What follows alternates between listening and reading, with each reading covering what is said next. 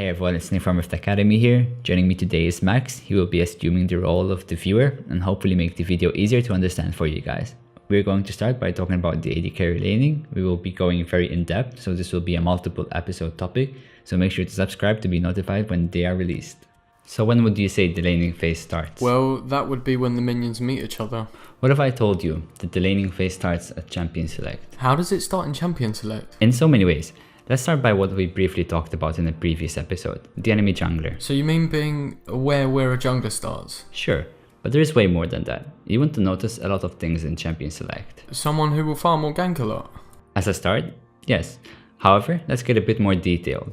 It is very essential to understand the jungler's path. Knowing what the enemy will most likely do will allow you to play accordingly. For instance, if you're versus a Rek'Sai who started at the top side of the map, she will look to pop out of the wall between level 4 and 6 on bot side.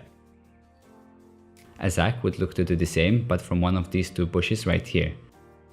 That is why it would be essential for you to ward these places beforehand. So does that only apply to Zac and Rek'Sai? No, of course not. Someone like Elise will look to tower dive easily with her repel ability.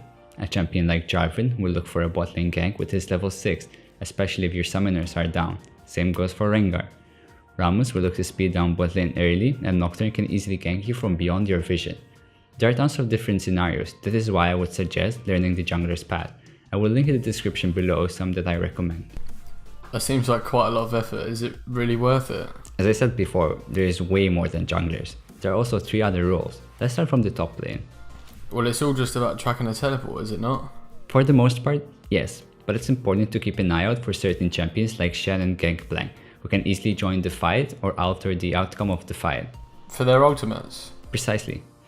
This may alter the fight down in bot lane and affect the outcome of the lane. Okay, so how about mid lane? Well, mid lane is a bit more complex. You have to be aware of a lot more stuff.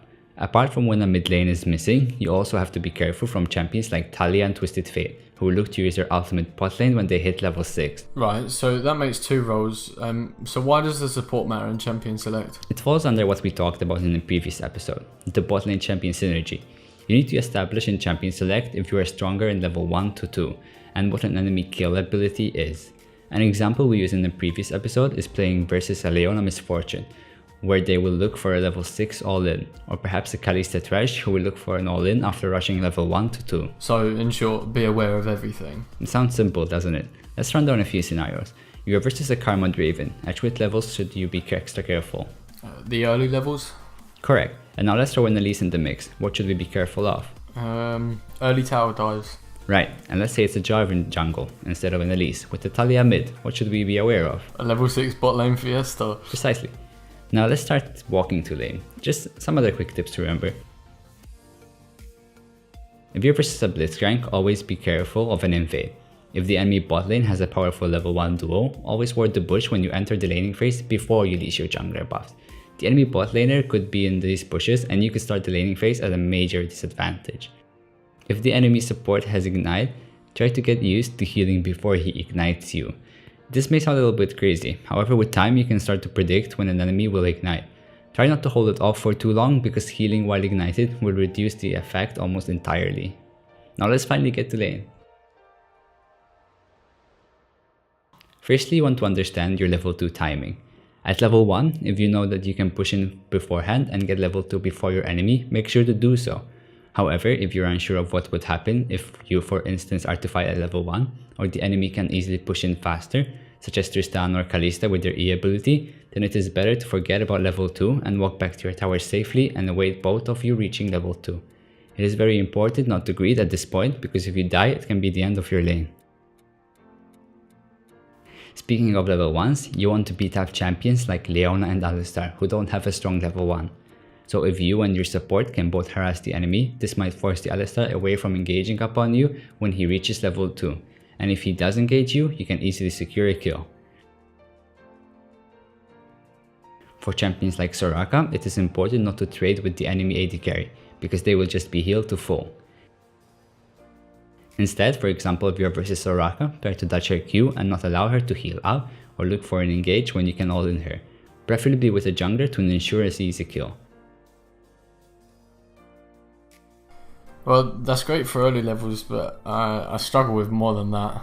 Such as? Well, for starters, trading. And what's your idea of trading? Well, trading auto attacks with the enemy. Everyone seems to mention trading as something important. Indeed, however, the idea of trading is deeply wrong.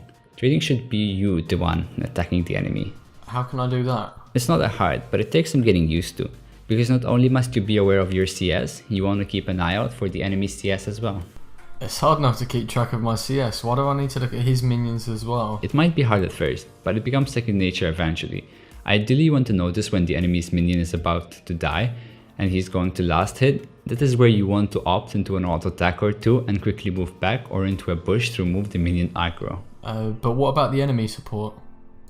That's where most people go wrong with trading. You have to remember the enemy engage zone. For example, let's talk about Leona. Her E ability is this, however add flash to the mix and it greatly increases. That is why you want to be outside Leona's circle of engage so you can easily trade with the enemy. This goes for a lot more champions. Try to keep track of cooldowns such as Janna's shield or Blitzcrank hook. If one of these two are on cooldown, then that is the ideal time to go in for a trade. Just remember to stop the trade when you are on top, before the shield or hooks comes back up on cooldown and turns around the fight into a lost fight. Right, I see. What about controlling the wave? Well, that's really advanced stuff for now, as miscontrolling the wave can cause you to lose even further, so let's stick with the basics. So let's say you want to recall. With which wave would you want to recall? Well, after cannon, that's worth the most gold. I'm afraid that's wrong. You want to recall at an approaching cannon wave if you want to base first.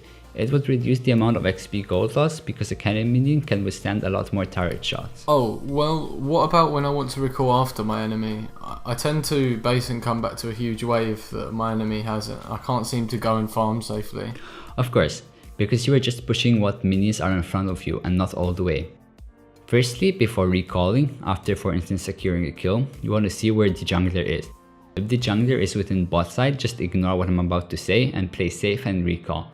If the jungler isn't on bot side, you want to see if you can push in the wave entirely on the enemy turret before the next wave hits. How can I know where the next wave is hitting? That's simple. Just simply look at your map. The enemy minion wave would be the same position just on the opposite side of the map. And what if I can't make the lane push in entirely? Well, then you should try to make the wave push towards you by leaving more minions on the enemy side. So guys, that is all that we have for this episode. We will be continuing laning in the next ones. Make sure to subscribe to be notified when they are available, but for now, thanks for watching.